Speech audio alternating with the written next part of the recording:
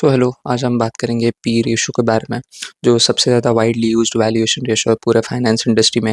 And as equity research analyst we use this ratio a lot. So what exactly is P ratio? तो अभी एक example से देखते हैं। So for example, stock price is 100 और earnings है 10 rupees. सो जब भी आगे मैं अर्निंग्स रेफर करूँगा, जस्ट कंसिडर कि वो ईपीएस है, and EPS is net profit divided by numbers of shares outstanding. So EP 100 is the price और 10 is the EPS और earnings. So उस स्टॉक का PE हो जाएगा 10। तो 10 एग्जैक्टली आपको बताता क्या है? सो दिस 10 टेल्स यू कि you are ready to pay 10 times the earnings for that stock. So उस स्टॉक की earnings for example is 1 rupees. So for that you are ready to pay 10 times which is 10 rupees. So आप पूछोगे कि why are you willing to pay the premium of 10x? तो ऐसा होता है because जब कंपनी इनिशियली स्टार्ट हुई थी बाय द प्रमोटर्स, तब उस कंपनी में बहुत ज़्यादा रिस्क था। Like they weren't earning any profits at that time, but company अभी एक ऐसे मुकाम पे आ चुकी है जहाँ पे they are earning stable income. So they are expecting कि आप कुछ प्रीमियम पे करो for that stock. So that's why people pay 50-60 times premium for certain stocks. So ऐसा होता है यूजुअली उन इंडस्ट्रीज में, लाइक FMCG, फार्मा। तो ऐसा होता है बिकॉज फार्मा और FMCG में, बिकॉज उनके फ्यूचर जो अर्निंग्स होने वाले हैं या नेट प्रॉफिट होने वाले हैं, that is going to be very stable. जैसे कि कोविड में देखा जाए कि HUL की नेट प्रॉफिट ज़्यादा फ्लक्चुएट नहीं हुई थी, बिकॉज वो ऐसे प्रोडक्ट्स बेचते हैं जो लोगों को चाहिए, no matter what. Even pharma में सिप्ला, तो वो उनका नेट प्रॉफिट बहुत ज़्यादा एक्सपेक्टेड है कि ज़्यादा फ्लक्चुएट नहीं होगा। But if you look at cyclical sectors like steel, like cement, उसमें EPS बहुत ज़्यादा फ्लक्चुएट होता है। वो सिक्लिकल सेक्टर्स है, तो उनके नेट प्रॉफिट ऐसे ऐसे होते हैं, like it keeps fluctuating a lot. So people are not willing to pay that much premium for certain stocks. So that's why उनका PE बहुत कम होता है। अभी और एक कॉन्सेप्ट है LTMP और NTMP। तो LTMP is just historical P, जो अभी पी की हमने बात की थी which was LTMP। But NTMP बहुत ज़्यादा प्रोफेशनल इन्वेस्टर्स यूज़ करते हैं। सो what exactly is NTMP? NTMP is by the way next 12 months P और फॉरवर्ड पी, और LTMP is historical P which I just gave an example of. So NTMP में what we do is, आज की price लेते हैं और उसको divide करते हैं एस्टिमेटेड EPS से और एस्टिमेटेड अर्निंग्स है। मतलब जो नेक्स्ट ईयर EPS होगा उस स्टॉक का, वो एस्टिमेट करता है based on reading the con calls और मैनेजमेंट गाइडेंस, और उसका EPS निकालने के बाद वी यूज़ दैट पी।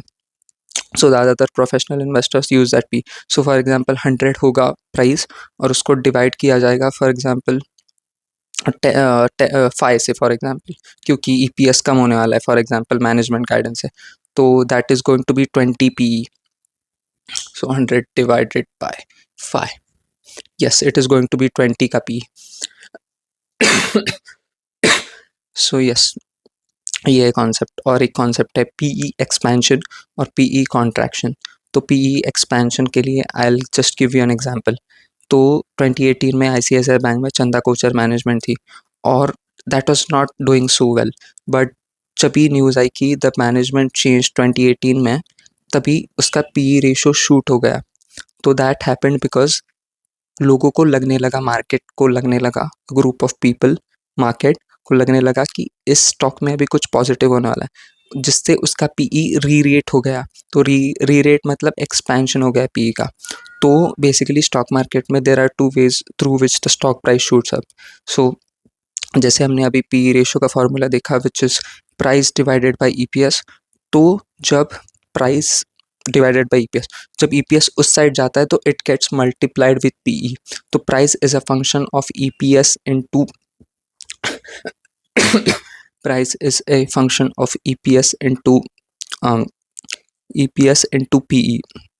सो जब PE बढ़ता है तब स्टॉक प्राइस बढ़ता है, और जब EPS बढ़ता है तब भी स्टॉक प्राइस बढ़ता है। सो stock price is the function of EPS into PE.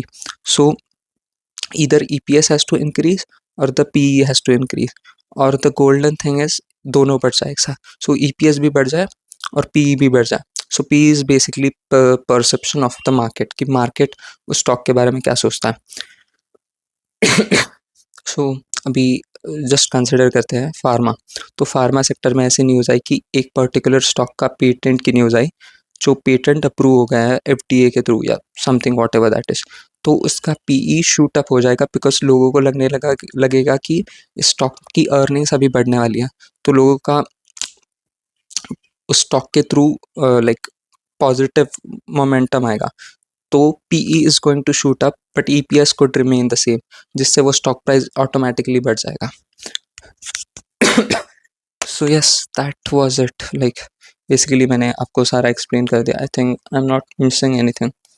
या so yes, one more thing, like most of the retail investors make this mistake कि वो एब्सोल्यूट पीई को देखते हैं। मतलब फॉर एग्जांपल अभी मैं देखूँ कि एक का पीई है 50, तो आई वुड थिंक कि ये बहुत ज़्यादा एक्सपेंसिव है।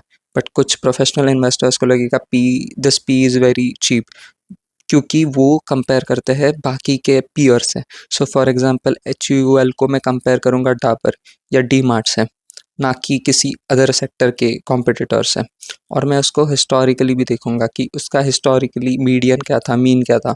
सो that is how we compare PE ratios. Yes, that's what that was it with the PE ratio. Thank you.